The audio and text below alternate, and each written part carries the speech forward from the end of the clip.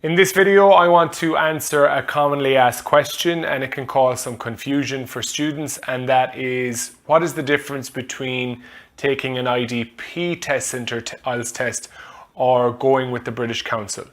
So in essence, there is actually no difference, and regardless of what you've heard, there are all of these myths and hearsay that it's easier to take. Some people think it's easier if you go with the IDP, you'll get a stronger score. Likewise, they think it's easier if you go with British Council, you'll get a stronger score.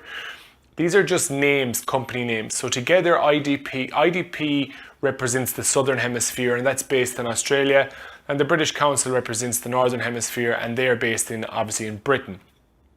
But as systems go and as the organizations go, they're run the exact same.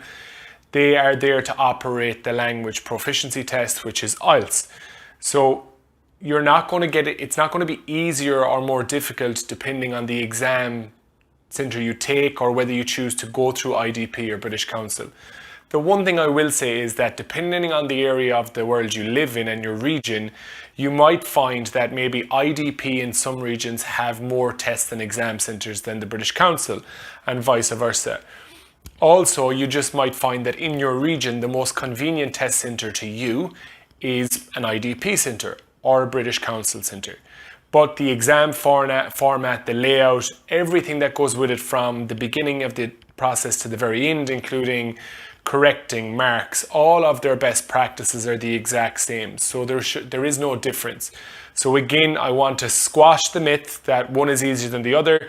It's going to be the exact same task regardless of which you choose.